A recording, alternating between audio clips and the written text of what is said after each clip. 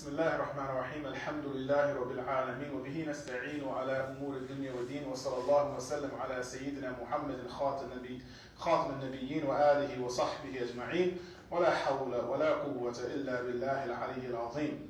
طيب. So we start off today inshallah ta'ala with recapping the names, then some biographical information about the wives of the Prophet sallallahu alaihi wasallam. So we memorize the poem, or we memorize the rajz about the names of the wives of the Prophet sallallahu alaihi wasallam. How many wives did the Prophet sallallahu alaihi wasallam have? 11. How many did he die with? 9. You said 11? He died with 9. He had 11 wives. How many in the poem, in the thing? 11. It's 11 of them? Yeah. Oh, yeah. Hajj, Azza, Sakhun, Sam'a. But there's 2 in the first one. There's 2 in the first one. Okay, Tayyib. Excellent. Which ones died before him? Quick question. What? Not Salama. Salama was the last of his wives that died. That was Khadija and who? And Zainab. One of the Zainabs. Okay? Tayyib. Excellent. Excellent work. So what are their names? Let's go. Hajja is that? Hafsa bint Hafsa who? Hafsa bint Umar. Oh, you forgot Hafsa bint Umar. Astaghfirullah al-Azim. I was counting 9. I forgot to count the other 2. Hafsa bint Umar. Juwayriya bint who? Harith. Tayyib. Zainab bint Jahsh. Zainab bint Jahsh was Zainab who? Zainab bint Khuzaymah. MashaAllah. Excellent. So that's Hajja is that, right?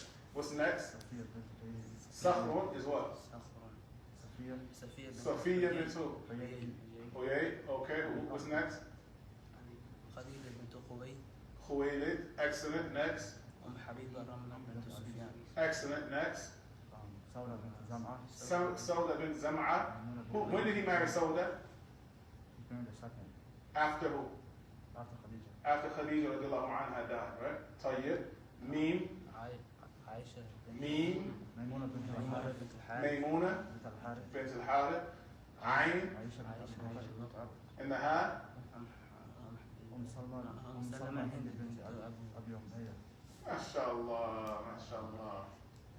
So one of the brothers, they mentioned Maria al-Qibtiyya. They mentioned that Maria was considered to be the right-hand possession of the Prophet ﷺ, meaning that he did not take her as a wife in the common understanding of a wife, but he was able to enjoy her or have her for lack of better words. Then the question comes up, is it permissible for men today to have concubines, for lack of better words? One, when the question comes up, the important thing to remember is that our deen remains until the time of Yawm al-Qiyamah.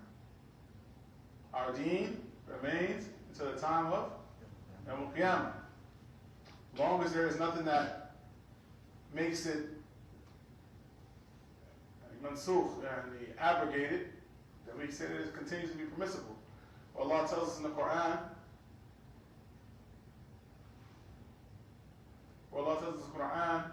those who preserve their furuj, right? Their furujuhum illa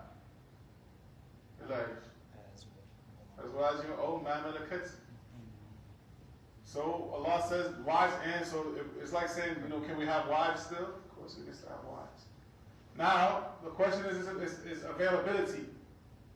If it's available and you're not going to get yourself in trouble with the local law, right? Then it's permissible. But would you say that you would take this in America and say, oh, I have a slave woman here? Okay. It's not permissible by the laws of the country. You're going to get yourself in trouble. But in some countries, it's still permissible and it's happening. Some countries, it's still permissible and happening. I'm not certain if it is completely still happening, but the last time I heard in Mauritania, it was still being practiced, that some people had slaves. And in some other countries it also happens, maybe not so prominently, but it happens. That people have slaves, that you can buy a slave. And we have to remember that slavery in Islam is not the same as it is, or as it's understood in Western terms. You know, it's not the same as chattel slavery that happened here in America. Slavery in Islam is a system that is respectable. And the person has to be treated with a certain level of respect. They eat what you eat, the clothes that you clothe, the work that they're given is not to be more than you would be able to do yourself, and so on and so forth. So we don't have a shame in our deen at all. Allah said it's permissible. Again, we accept it as being permissible, where it may be practiced at without trouble. Where it may be practiced without trouble. Tell you?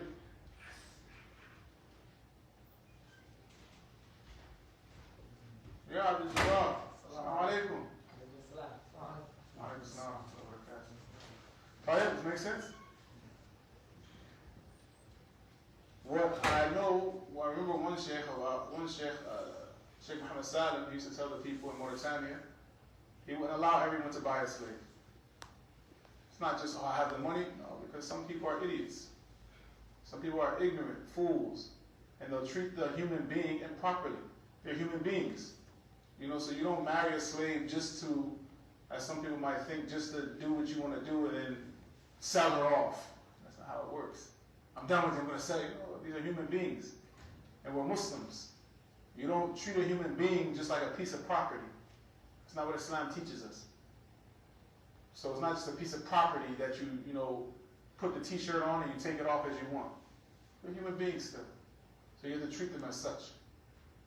Or you don't deserve to have that test, because it's a test. You have someone working for you in this type of fashion.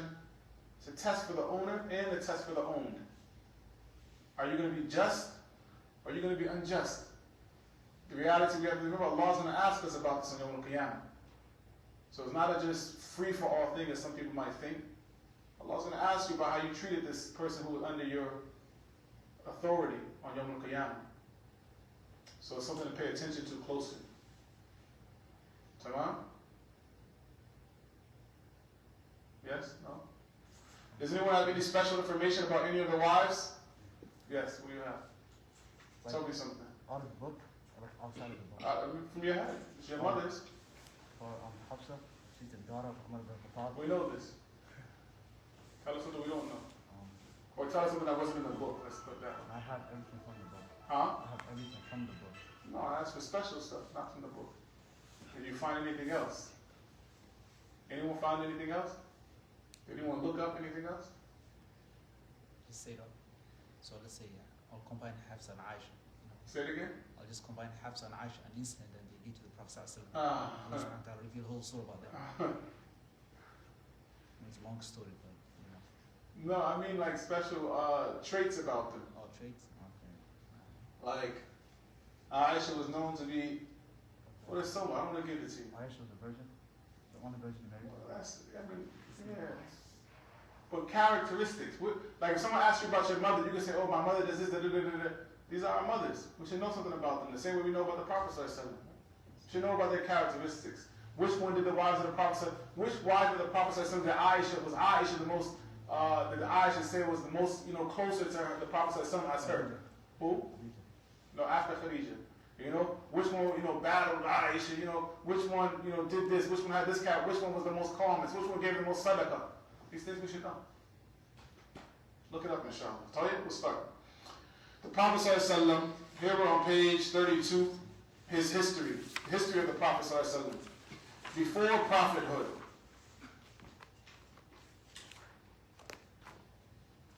Before prophethood, his birth, sallallahu alayhi wa sallam. The Messenger sallallahu alayhi wa sallam was born in Mecca in the year of the elephant, on Monday in the month Rabi al-Awwal, 53 years before Hijrah, corresponding to the year 571 CE, Christian era. Allah's withholding of the elephant was a dedication to the Prophet in his sacred house. So, we said before, there's a narration that comes on authority of Ibn Abbas, they said the Prophet was born on the 12th of Rabi al-Awwal. And this narration is authentic, and Allah Ta'ala a'lam, so we accept And we said he was born on the 12th of Rabiul Awwal, on Monday in the year 571, 570, whichever one is closer. There's difference of opinion about 570 or 571. What month is that corresponding to in the English or in the calendar? April 20. In the sign, right? So that's what, April? Excellent. His father's name was Abdullah ibn Abdul Muttalib. He passed away before the Prophet ﷺ was born. Therefore, the Prophet ﷺ was born an orphan. Again, an orphan is a person who has no father. An orphan is a person whose father has passed away, not whose mother has passed away.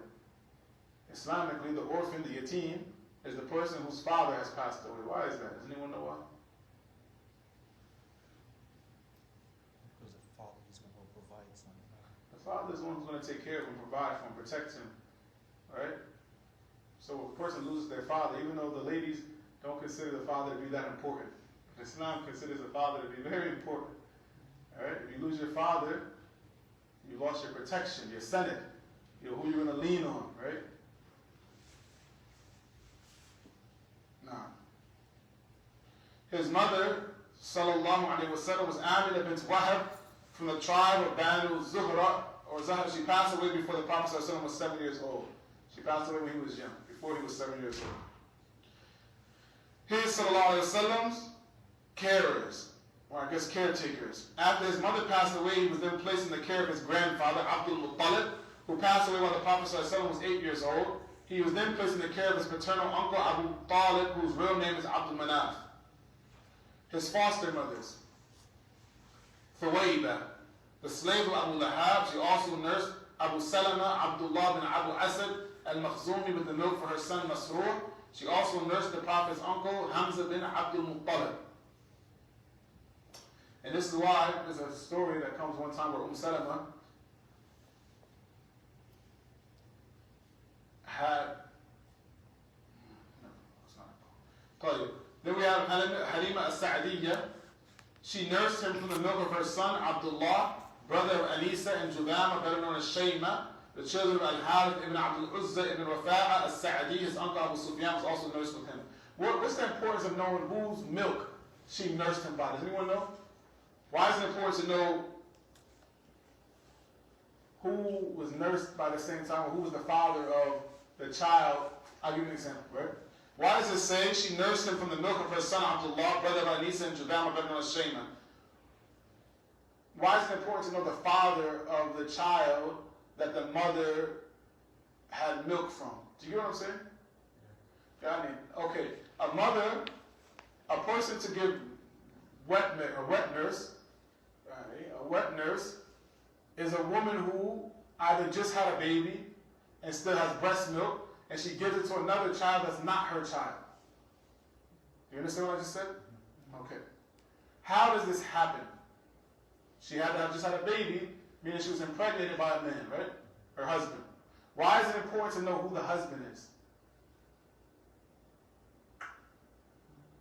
Because it's due to him for the baby had the milk.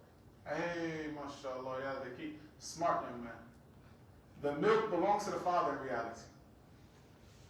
The milk comes from the man.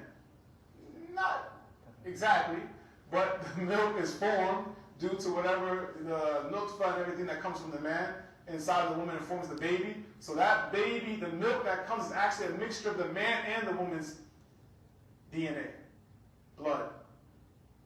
Do you see that? How Islam, how perfect Islam is? So the father of the child also becomes a parent to the child that was breastfed, even though he didn't breastfeed her or her. But he becomes mahram for that child because in reality it was his milk, or it was part of his body that made the mother pregnant, that she gave breast milk for. So that breast milk that mixed with the other child is part of his DNA as well, not just the mother's milk. So if a person is married, let's say a man is married to a woman, and that man's wife breastfeeds another child, right? During the time, 6, 7, 8 times, during the time where that's all the child is eating, nothing else but breast milk, right? The father and the mother become mahram for that child. He can never marry her, she can never marry him. You understand? And as well, the brothers and sisters from these two can never marry that child. That's why sometimes you'll see that the Prophet ﷺ, if somebody will offer, like I said that she wanted to offer, she was worried that the Prophet ﷺ would marry someone that was close to her, right? And he said, I can't marry her. One, it's my brother it's the daughter of my brother who I was breastfed by, the waiter, that we both had the same wet nurse. So I can't marry her. Well, she's mahram for me. And also, you don't offer your daughter to me because of our relationship. Right? So that's important to understand. That if the people who share the same milk, they become actual brothers and sisters. They cannot ever marry each other. Ever. So, Ustad, question. No. So, as Allah mentioned in Surah Al-Talaq, so for the man, for the wife, she could actually sell the milk from the man, so he has money in order for her to, breastfeed his kids. In Surah Al-Baqarah? No, like you said, like, إن كن أولاد حمل فأنفقوا عليهن حتى يضعن وإن كن أولاد حمل فأنفقوا فإن أرضعن لكم فآتوهن أجورهن. That's that you're paying the lady. نعم. Nah. What's the question? So that حكم الرضاع. So if the wife has to say, you pay me, or otherwise I'm not. Yeah, unfortunately. But it's payment because of the fact that she's still taking care of your child more. So not, she's still taking care of the child, and you're paying her and taking care of her needs while doing such. Nah. But also in that vein, we know that it is an obligation of the woman to breastfeed the child. The child should be breastfed. And it's another musibah, a crime actually, that the women today they do to their children. They give them this powdered milk. It's a crime.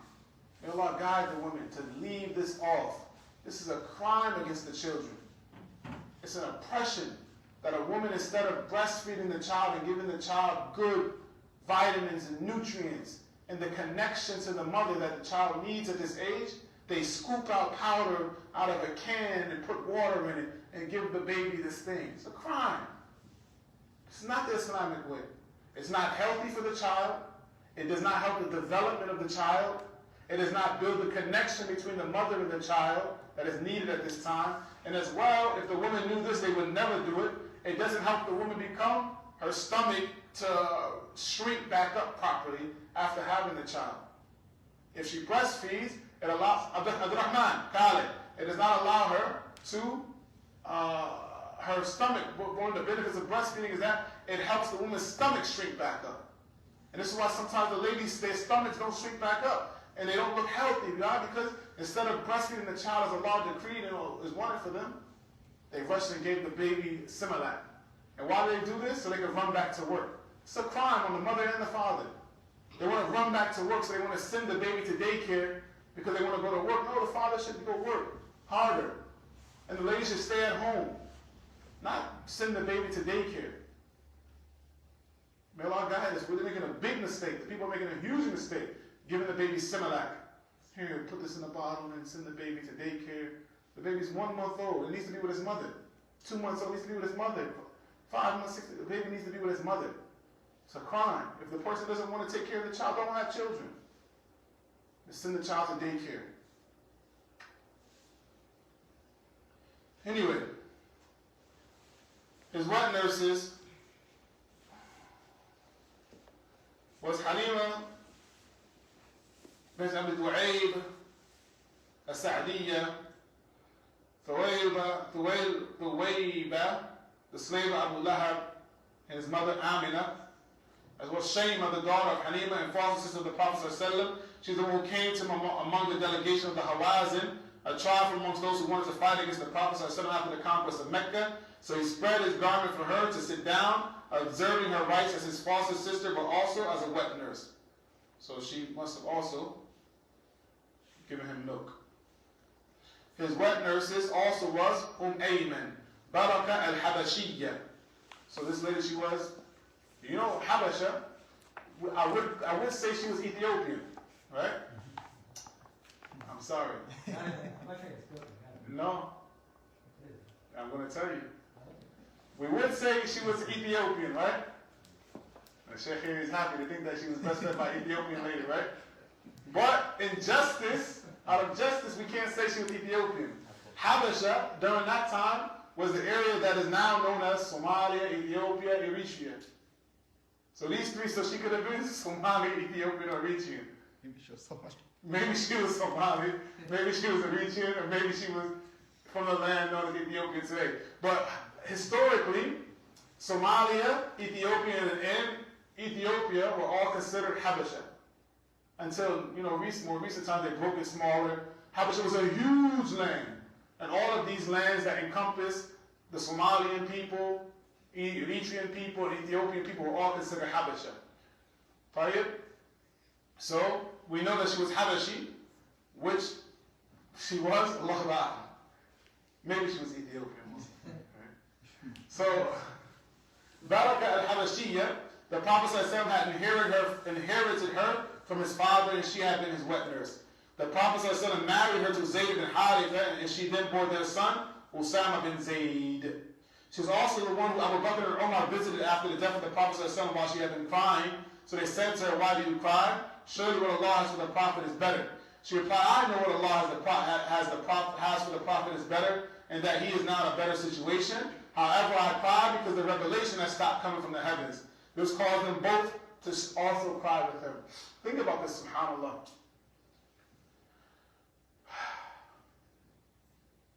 The Sahaba who just witnessed the revelation of the Quran coming down, they understood how important it was for guidance to be coming down consistently from the sky.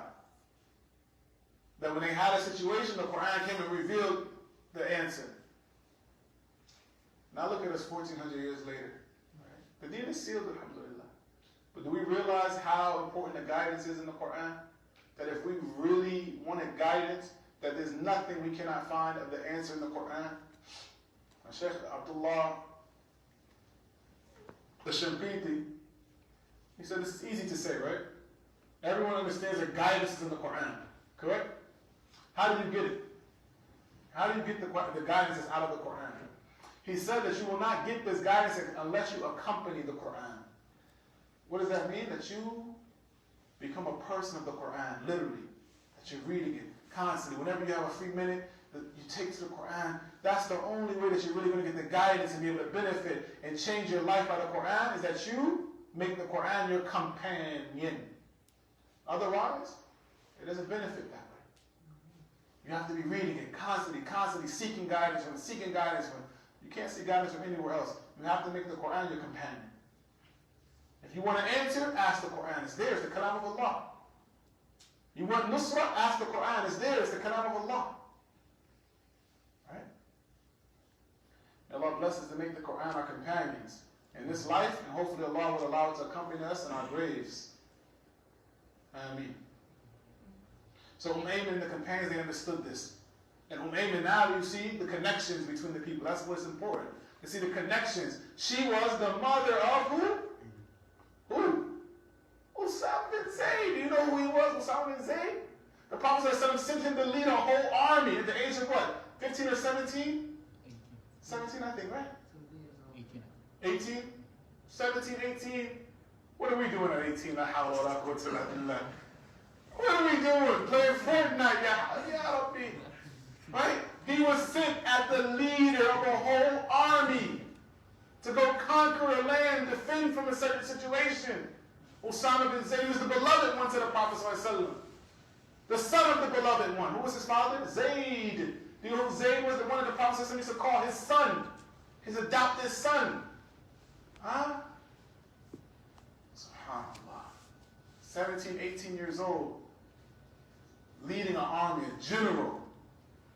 Do you know how you become a general at 17, 18 years old? Do you know how? It's not by playing video games. That means you've been being trained for this from a young age. And they say that we're rough when we tell the boys, get off the wall. Right? Tell them, sit up, straighten your back up, right? They say, oh, why are you being so... They're only children. They're only 15, 16... He was a general of the army, meaning his mind was able to be able to tell the army, you go this way, and not be able to fold under pressure. That takes practice. It takes upbringing and tarbiyah to build the person to that age that at 18 years old, they can lead a whole army. and be trusted by the Prophet ﷺ to do this and accomplish the task. We have to start taking our lives more serious. 17, 18-year-old young men. You're not boys. You're young men. Islamically, you're capable of being a general in the army at this age of 18. Right? So that means at 15, 16, you should be preparing your mind mentally for this. By how? You should be reading, studying strategy. Reading. You can't understand how important it is to read. Read as much as you can. Wallahi, they tricked us so much with video games. It dumbs you down. It dumbs you down. You can't even think real anymore. Your thought process is no longer realistic. You think that you can jump through walls now. You know? Your thought process isn't even real. That if you think if you get enough points, you can jump through the wall, or that you're going to pick up an action. No. You need to read, increase in your reading. So think about these things. When you think about the lives of the companions, think about what they were doing at our age. Right? His work, sallallahu alaihi wasallam, he used to tend to sheep, and this was a reason for his level of patience and mercy and concern towards the needy and the weak. The Messenger of Allah, sallallahu alaihi wasallam, he said, every prophet has tended sheep. He was asked, and did you? He replied, yes, I tended them for a few carrots for the Meccans. So he tended the sheep as well. His business and marriage. When he was, sallallahu alaihi wasallam, 25 years old, he left for Syria for business. After he returned, he married his first wife, Khadija bint Khuwaylid, radiyallahu anha. Building of the Kaaba. When he was 35 years old, the Kaaba had been destroyed, so the Quraysh decided to rebuild it and distributed different duties among the different tribes of the Quraysh. However, when it came to the corner of the black stone, they began to dispute who would lift the black stone back to its place. This dispute continued for up to 5 nights until they agreed the next man to enter the masjid would judge between them. This man was the Prophet ﷺ. He commanded each tribe to hold a corner of a piece of cloth with the black stone on top of it. When they raised it, he placed it in its correct place. It's the honor that Allah gave to him, right? That he was able to put the black stone in its place. MashaAllah. Seclusion. Aisha radiallahu anha said the love of seclusion was bestowed upon him. What does seclusion mean? Staying by himself. You know, that's one of the times that a person is able to find a lot of thought. A lot of times when you're with the people all the time, you don't get to think. You're crowd thinking. The Prophet ﷺ will go off by himself and stay in the Mount Hira. Now, I will tell you something. I went to Mecca. This Mount Hira is not an easy climb. It is very high, very far, very hot. Right? It's not easy at all. The Prophet ﷺ used to go up there and chill. That was his chill spot. Seclusion. Alhamdulillah, I wasn't able to reach the top of it. I had an excuse. I think we were fasting. It was Ramadan, and my wife, she started to get sick at the time. I don't know if I was going to make it anyway. But alhamdulillah, I had an excuse. Okay, you're not feeling good? All right, let's just go back down. But it's very far up. I don't even know if we got halfway up. And like subhanAllah, the things are like, it's not an easy walk. You got to be, not Hajj, on the Mount Hira, Cave Hira.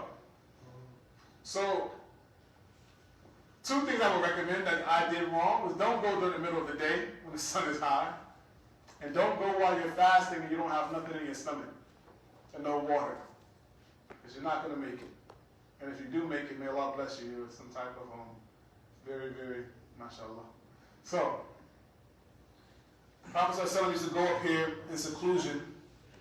He used to go to seclusion in the Cave of Hira where he used to worship Allah continuously for many days.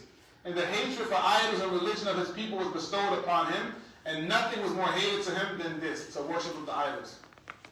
Now, the start of Revelation. So all this was before prophethood. We talked about his birth, his father, his mother, the people who took care of him, his foster mothers, his wet nurses, what type of work he used to do. And that's important to see too. The Prophet ﷺ had a job. He worked. He wasn't a lazy, just sit around the house. He was working. He had a business. He had some type of tijara. He wasn't sitting around doing nothing. We talked about building the Kaaba, and we talked about him being in seclusion. Now, the start of Revelation. When he reached, how old was he when he became a prophet? 40. What did you say, 45? 40. 40. When he was 40 years old, he became a prophet. When he reached 40 years of age, the light of prophet was shining over him, and Allah honored him with his message on a Monday. Aisha radiallahu anha, she said, the commencement, meaning the beginning of the divine revelation to Allah's messenger, was in the form of true dreams in his sleep. The first step of revelation was that he would have dreams that would come true. For he never had a dream, but it turned out to be true and clear as the bright daylight. Then he began to like seclusion. Then he began to like to go and be private and be alone by himself. So he used to go with seclusion in the cave of Hira, where he used to worship Allah continuously for many nights before going back to his family to take the necessary provision of food for the stay. And Khadija didn't used to bother him about this. Right. So it's very important again. You want to be talib al-ilm, you want to become good abid, you have to marry the woman who understands your goal. Look, he would come back, Assalamu alaikum, get some food, and go back to the mountain. The wife said nothing about it. She said, MashaAllah, Muhammad is food. Right? So you want to marry the wife that when you go to your library to study, or you want to read, or you want to go to the masjid, whatever you want to do, she's like, oh, you just came from the masjid. Yes, I'm going back.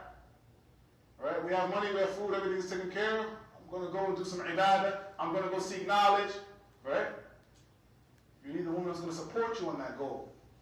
Same thing also for the lady. If the lady wants to seek knowledge, she should marry a husband that's going to support her in that goal. Right? She can't marry a husband that's going to abuse her and take everything from her time, and he's like, going to marry a woman, a man that's going to support her and understand that we need women who have knowledge just the same as much as we need men that have knowledge, if not more. We need women to talk to the women about the womenly issues, right? That they don't know anything about. Sometimes, subhanAllah, women call us and they don't know the difference between hayd and istihaba. It's not okay. That a woman can be 30, 40 years old and she doesn't know what her hayd or her istihaba is. You say, man, for 40 years old, what have you been doing for the last 40 years? This is a very severe situation. She doesn't know the time when she can pray or can't pray, basically. When she's pure to pray or not pure to pray. This is a dangerous situation. The woman has to increase in seeking knowledge.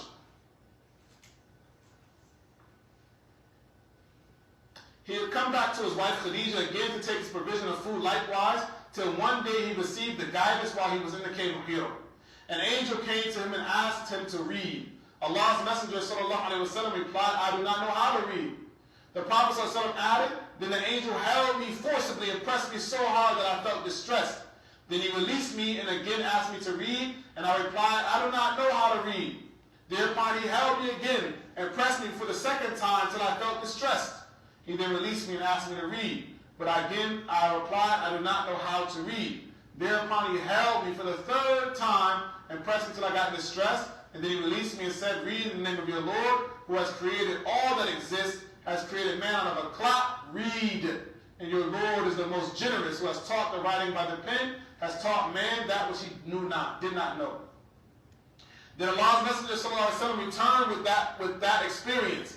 And the muscles between his neck and shoulders were trembling till he came upon Khadija, his wife, and he said, cover me. Now, again, Allah, you got to see the benefits of our mother Khadija. And you got to see the benefits. One thing you learn here is that the man should also be married to a woman that he can confide in. You know what confide means? Do you know what that word means? Confide? I mean that you should marry a woman, make her your friend. Does that make sense? That if you're going through something stressful, you should be able to go to her and say, oh, Allah, what happened? And she should be able to say, don't worry. Not, what's wrong with you? You married, right? SubhanAllah, you don't want to, she's going to make it more stressful for you. Men have stress too. Sometimes they don't realize. Men have stress, right? The Prophet said, when he came there, cover me. That's all. Zemmiluni, right? Khadija didn't say, cover you for what? I'm not covering you. What's wrong with you? Why are you sweating? She just did it first. Let me just cover my husband, right? Let me cover him. That's a very important trait for a woman to understand. The husband said, cover me, just cover him. Don't ask him why. Not right now. He'll tell you later if it's a reason. Cover husband. Right? And that's it. Then, of course, he's going to tell you. But first, do what he asks and cover him. He's going through something stressful. Men have these situations. He's going through a problem. Right? So she covers him. Then, after she covers him and helps calm him down, helps support her husband. That's why the Prophet ﷺ loved her so much. After she helped support him, then she waited for him to tell her. Sometimes the women get it backwards. The husband is stressed out. She sees he's stressed out. He's having a rough day. What's wrong with you? No, relax. Relax, take it easy. He needs some peace.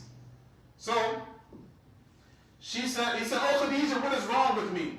I'm afraid that something bad might happen to me. Then he told her the story. Khadija said, no, but receive the good tidings by Allah. Allah will never disgrace you. For by Allah, you keep good relations with your kids. Allahu Akbar. Look what she says to him. By Allah, you keep good relations with your relatives. You speak the truth. You help the poor and the destitute. You entertain your guests generously and assist those who are stricken with calamities. Look at this. At this time, he didn't even know. Some people, they come and they say, if a man would have came and said, oh, something's wrong with you. She said, yeah, something's wrong with you. You didn't pay this bill. You didn't do this, right? Instead of doing this, instead of mentioning to him what she could have said, yeah, of course it's wrong. You've been in that cave for 3 days and never came back home. The children miss you. She says no. She mentioned all of the good things that she could think about from ASAP. This is what you call a grateful woman. This is what you call a grateful woman. They say you can do anything with a woman, right? You can fix if a woman has some bad character, but if the woman is not grateful, can't do anything with her.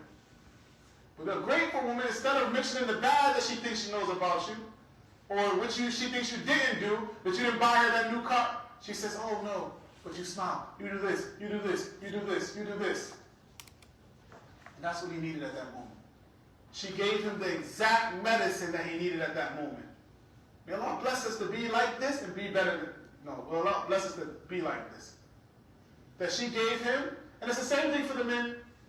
We have to be the same way for our wives, right? They need us, right? We have to give them the medicine that they need at that moment. They need some support and some kind words. You tell them, listen, no, of course it's going to be okay. It's going to be okay. Why? You do this, you do this. She's like, oh, I do all of that? Yes, and you do this. Ask the stuff that she don't even do. She's going to think she does it, right? She says, oh, mashallah. He told me that I cleaned the roof. I knew I did it that day. She never cleaned the roof in her life. But you add that to her so that she'll feel good, inshallah. So Khadija then took him to Waraqa bin Nawfal, the son of Khadija's uncle. Waraqa had been converted to Christianity in the pre-Islamic period. He used to write Arabic and write of the gospel in Arabic as much as Allah wished him to write. He was an old man and had lost his eyesight. Khadija said to Waraqa, oh my cousin, listen to what your nephew is going to say. Waraqa said, oh my nephew, what have you seen? The Prophet ﷺ didn't describe what he had seen. Waraqa said, this is the same angel, Jibreel, who was sent to Moses. I wish I were young.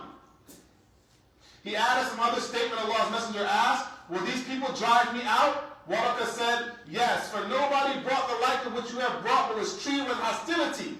If I were to remain alive to your day when you start preaching, then I would support you strongly. But a short while later, Waraqa died and divine inspiration was paused for a while so that Allah's messenger, ﷺ, was very much grieved. Now there's a benefit here. Look what Waraqa told him. This is the truth, wallahi. Waraqa told him that nobody comes with what you have come with of the truth, except that the people treat you hostile. The people hate you. They'll try to run you out of your own homeland. Is this not the truth? That when a person comes with the true Islam, right? With no fear, they talk about Islam the way it should be talked about, the people are going to treat you bad. Why? People don't want the truth most of the time. Most of the people are going to be mushrikun, is what Allah said. Most of the people are going to disobey Allah. Most of the people are going to be ungrateful to Allah. Right? So if we know this, when the people say bad about you, when you're giving da'wah, when you know you're called into the right way, should you cry about it? Oh, they spoke bad about me and they got a tough skin. You want to be in da'wah, you got to have tough skin. You want to call to Allah, you can't worry about what people say about you. Why? Because most of the people are ungrateful to Allah.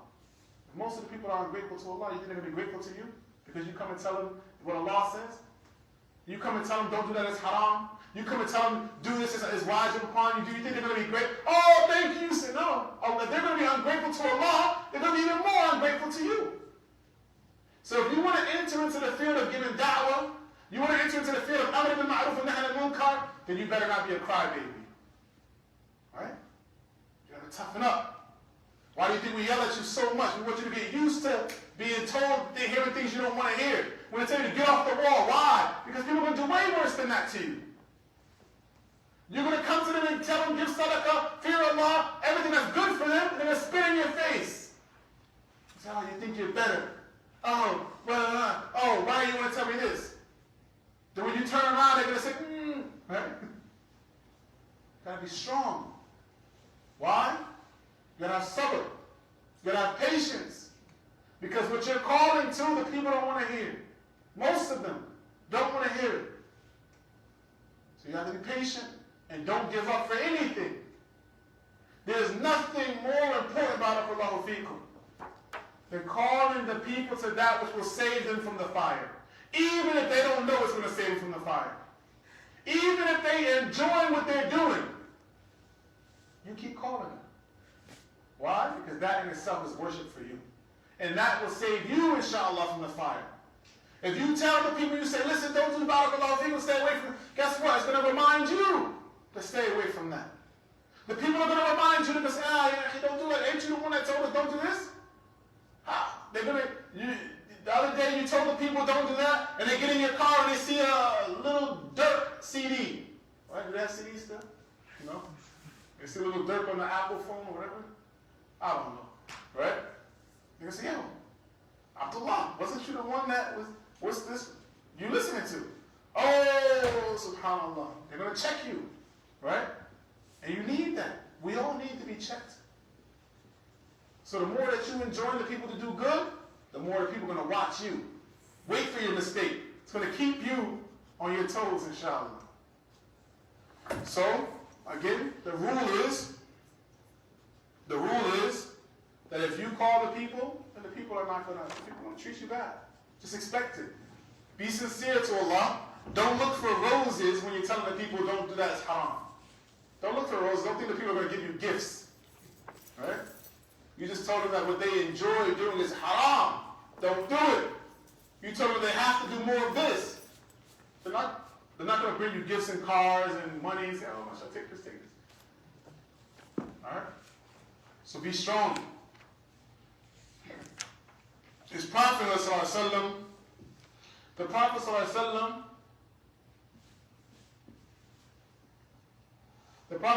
he said, while I was walking, all of a sudden, I heard a voice in the sky. I looked up and saw the same angel who had visited me at the cave of Hira, sitting on a chair between the sky and the earth. I got afraid of him and came back home and said, wrap me up again.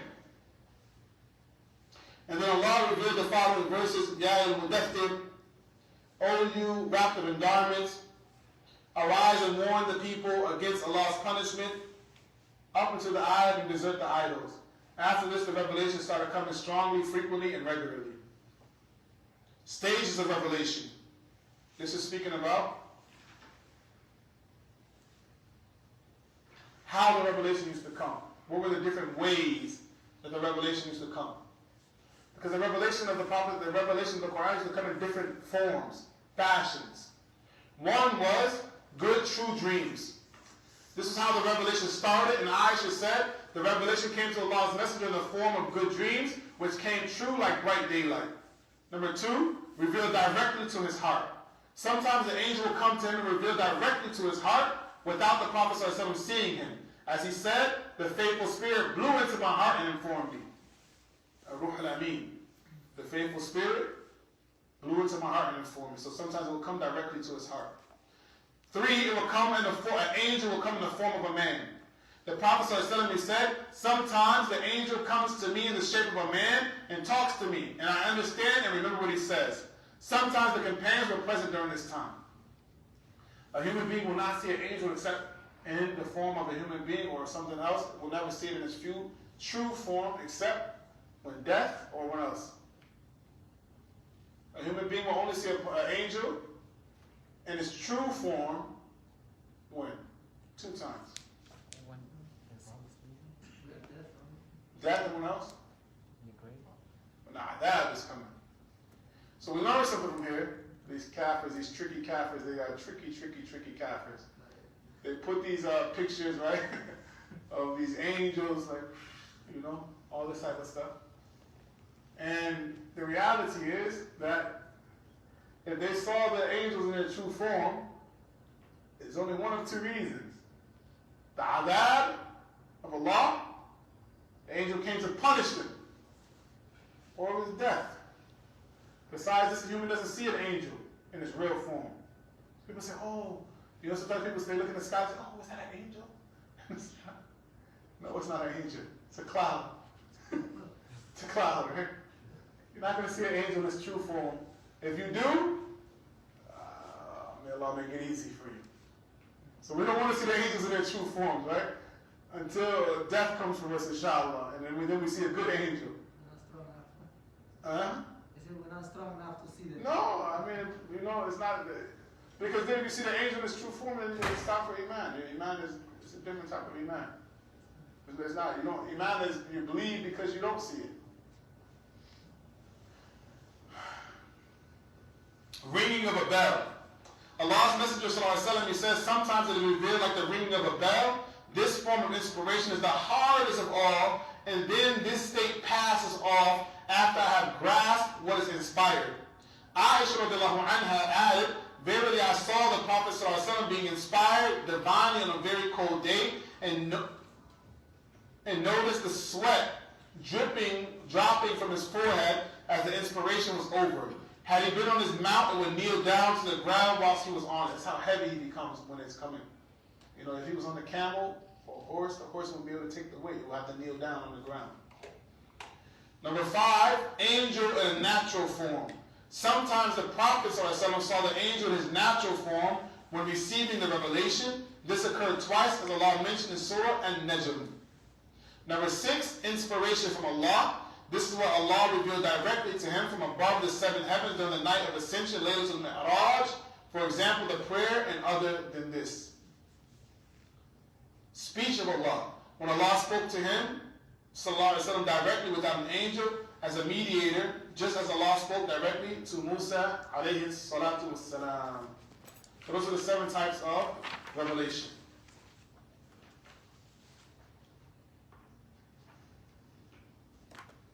We'll stop with this page, inshallah. The first revelation was the first 5 ayat of Surah Al-Alaq. The first 5 ayat of Surah Al-Alaq. So we ask, what was the first revelation? The first 5 ayat of Surah Al-Alaq. Recite in the name of your Lord who created man from a clean substance. Recite in your Lord is the most generous, who taught by the pen taught man that which he knew not. The stages of da'wah. Number 1, he became a prophet. Remember we spoke about this before, that the prophet, at first he was a prophet, then he becomes a messenger. So the first thing, he was a prophet, which means he received revelation. Then he was told to warn his close families. Then he was told to warn all of his people. Then he was warning those whom no warner has come to before, and that is all of the Arabs. Then warning all who received the message from jinn and mankind to the end of time. So it's important too for us that while we're active in giving da'wah, when we're trying to give da'wah, that we first start with our family and friends. That we start with our family and close friends. That we remind them, we say, Ya akhi, Ya ukhti, Ya ummi, Ya abi, Hoy, Abu, right? Sister, brother. We should be active in calling our family members, right? Telling us to the best of our ability, with kindness, with wisdom, right? Not with, oh, that's haram, oh, I'm going to break. No. Nobody wants to hear that. Right? So you have to be wise and smart in your da'wah. You tell your little brother, come on, we're going to the masjid. He says, I don't care. I can say, yeah. See, that's a different situation. Your little brother, you can drag him. Right? I don't know if you guys know that. You can take your little brother and throw him in the car. It's different. You can tell your sister, no, you're not going out the house looking like that. Take those eyelashes off. Right? It's true. But when you talk to mom and dad, you can't say it like that. You have to ask them and beg them. Make dua with them, please. Use the best of smart ways, even with his older brothers and sisters. Right? You got to use the things that work. Give da'wah. The point is give da'wah, give da'wah, give da'wah till you can't give it anymore. Wallahi, if there's 20 of us here in this masjid, that means that there's 20 of us that should be calling the people to Allah. Right? Each and every one of you have an obligation to call the people to Allah to fix the ummah of Muhammad sallallahu alaihi wasallam. It's not a job for me. Wallahi, we have to understand something. If one person, two people, three, if we all da'wah, right? Who's going to stand and give da'wah to the people? Who's going to call the people to say this is what Allah has commanded us to do? Every one of you has an obligation. And try it every day. Call someone new to Islam. Call a family member. Start with your little brother. Come on, let's go pray. Oh, let's read a book. Oh, did you? Right? Every day you should try to call someone to Islam. It's your obligation. You have to call the people to Allah. Who's better than the one who calls to Allah? No one. There's no one who is better than the one who calls to Allah and says, I'm from the Muslims. Right? Start with your family. Don't leave off the ones that sleep in the same house as you. Eat the same. It could be something as small as you tell the person, I say Bismillah before you eat. Eat with your right hand, not with your left hand. Right? Something as small as say, do you know the dua that you said before you go to sleep? You say, no, I don't know. Let me teach it to you. I'm going to teach you why we say this. You got to be smart with your da'wah, right? Something simple like that. Who doesn't want to know the dua before going to sleep? Everyone wants to know that. Right? You say, man, this will save you if you die in your sleep. Right? From punishment. Everyone's afraid when they sleep, right? That they might die. So I'm going to teach you something that will help you. Say Ayatul Kursi. Recite this. Let me tell you what this means. Your da'wah doesn't have to be a long 30-minute khutbah talk. Talk person 1, 2 things. And every time you give them some more. You say, let's go, let's make salah. Did you pray already? Salah. They say, I'm going to go to, if it's your sisters, right? And they might not come to the masjid. You say, listen, I'm going to go to the masjid and pray. Make salah, sister. Now, it's in right now. Even maybe if you lead them in the salah and then still come to the masjid. Right? To make sure that they pray. Don't be the person who becomes good for themselves and it doesn't affect the people who are around you. The Prophet ﷺ said the best of the people are the ones who are most beneficial to the people. Be beneficial to the people who are around you. Don't be afraid of people laughing at you because you want to give da'wah. Because, the good thing about giving da'wah to your family first, right, is this, is that they know you. Do you understand what that means? That sometimes it's easy to give da'wah to people who don't know you. Because you can act like Sheikh bin Baz with them. MashaAllah, alhamdulillah, do you know Allah Ta'ala, he says this. And they're like, wow, MashaAllah, this guy is like big alim, kabir. Right? But you go to your sisters, and you say, yo, sister, she says, get out of here. Just yesterday, you were doing such and such. Go clean your room. You're like, oh, man, my room is dirty, right? But that's okay, because it teaches you what? Humility. Doing it for the sake of Allah. And it teaches you perseverance. Once you can get your family to listen to you, then you, alhamdulillah, you've reached a level of, especially if it's your sisters or your brothers, your parents, they might take you a little seriously because they have a soft heart for you, and they say, he's trying. But your sisters and your brothers, they're going to laugh at you, they're going to tell you go somewhere, that they're older, but they might slap you in the back of your head, shut up, right? But you have to be patient, and you have to keep calling them, and you keep calling them. The Prophet ﷺ warned his own uncles, and they said, Muhammad, what are you calling us for, man? Calling us like an army is coming, that's all you have to say? I said, that's all I had to say. Don't be afraid. Make sure every day try to call your family members. Call your brothers and your siblings and your sisters. You see them, listening to something that's haram. I remember subhanAllah, I go and turn the thing off, turn it off on them sometimes. They say, they might beat you up, and then you get up and say, alhamdulillah, do it again tomorrow. Right? What is it worth? Is it not worth saving your family from the fire? Should we not be interested in that? You know it's haram, and they might know it's haram, but we're weak human beings. We're weak. Should you not want to help them? Even if they beat you up, laugh at you, they don't want to feed you. It's like, you keep acting like I won't cook for you. It's okay. Is that not enough hardship to save them from Jahannam? It's enough. It's worth it. So take that seriously. Go home. You say, no, don't do that, brother, sister. Oh, there's a wedding coming up, sister, you're not going to go. And I'm going to beg my parents not to let you to go. Why are you not? Oh, why are you trying to stop all my fun? You know, it's okay. You can call me boring and all this type of stuff. I just want to save you from Jahannam. Make dua for them. Be sincere about it, though. Don't just do it just to bully and like, yo, I just want to mess up everything and be a party fool. Be sincere that you want to save them. That you want to change the society that you live in. If we're going to live in this country, then you have to do some work. It becomes haram for a person to stay in the lands of the kuffar if they're not doing work. You understand that? So make sure that if you're going to be here, you're doing some work. You're making da'wah. You're trying your best to educate the people about Islam. The levels of the da'wah of the Prophet ﷺ, he began first with a secret da'wah that he only told people in secret. And this was for 3 years. He would just tell a few people, hey, listen, you know about Islam, let me tell you something about Islam. And that's what we can think about here, right? Your da'wah might have to start slow, quiet. Might not have to be in the streets and everything like that, right? Start with your family and your close friends. Become strong in that manner. Then he made da'wah in the open. When he was commanded to, then declare what you are commanded. So then his da'wah became open. The first believers, you know, I'm going to say something again really quick because I just thought about this. Wallahi, in every family, alhamdulillah, you see that there's always, you know, at least one really multazim, like strong, mashallah, believer, alhamdulillah. Sometimes there's 2 or 3 or 4. But sometimes the sad situation when we see in one family that there's one and the rest of the people are like, yeah, I'll pray maybe and I might not pray and this type of thing. It's what happens though, right? But what do we do to stop? I mean, Allah guides who He wants. But don't be not active. Don't be the one who just gets used to the fact that I'm going to go save myself and my family's just going to do what they're going to do. Does that make sense? Sometimes we get used to it and it becomes normal.